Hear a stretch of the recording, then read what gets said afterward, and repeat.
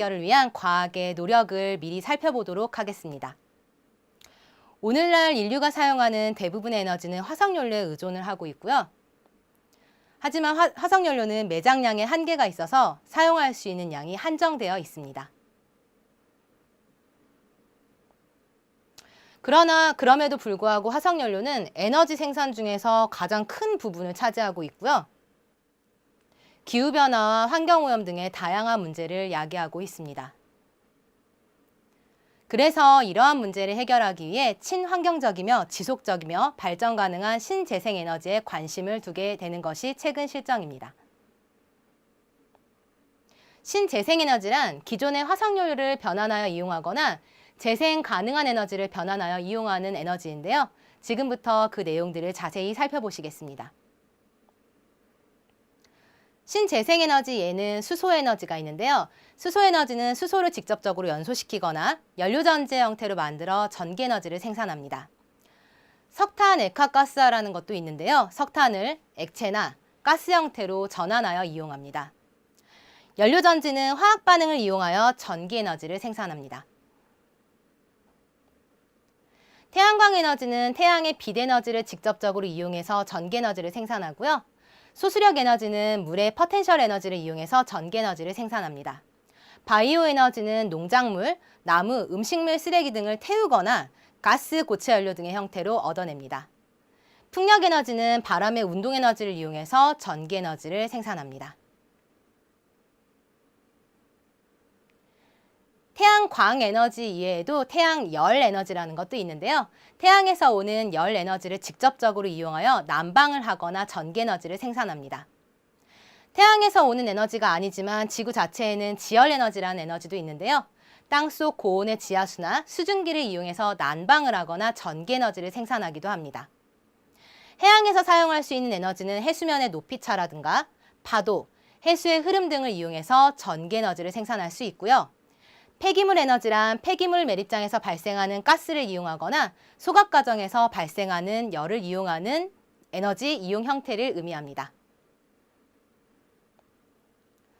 화석연료를 대체할 수 있는 신재생에너지 첫 번째로 조력발전을 보실 텐데요. 방조제를 쌓아서 밀물과 썰물에 의해 나타나는 바닷물의 높이 차이를 이용해서 전기에너지를 생산하는 방식을 조력발전이라고 합니다. 밀물때는 해수면이 호수면보다 높아지게 되고요. 바닷물이 흘러가게 되죠.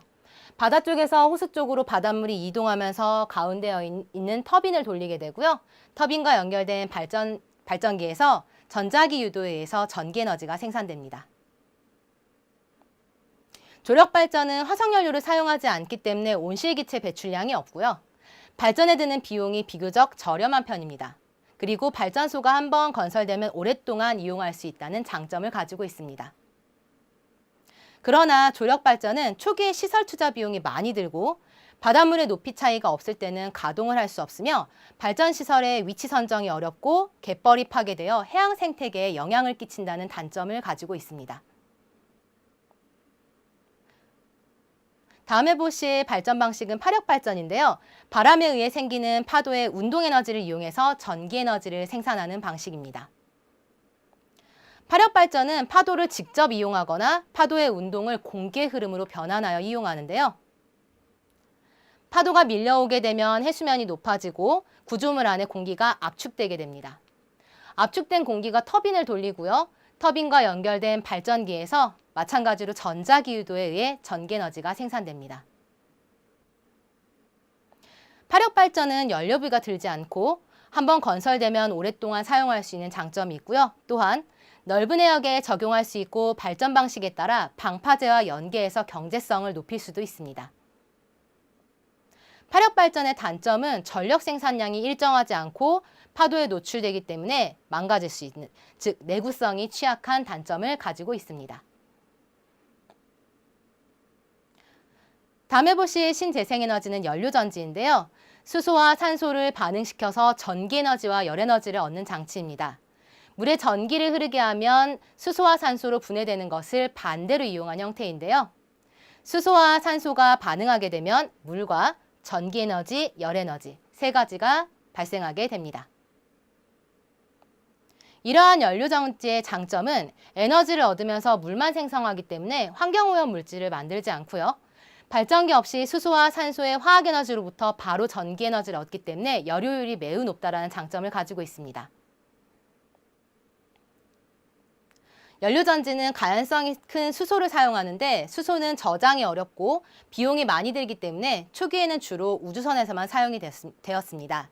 최근에는 도시명 발전소, 자동차, 휴대용 컴퓨터 등에도 일부 활용되고 있습니다. 자, 지역 환경에 맞는 신재생에너지를 활용하여 에너지와 환경 문제를 동시에 해결하려는 도시를 친환경 에너지 도시라고 하는데요.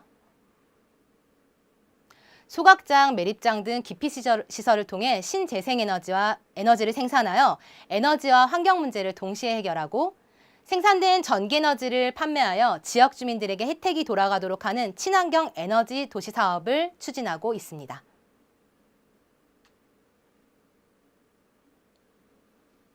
과학기술의 혜택에서 소외된 사람들을 위해 화석연료를 사용하지 않고 삶의 질을 개선할 수 있는 기술을 연구하는데요. 이를 적정기술이라고 부릅니다.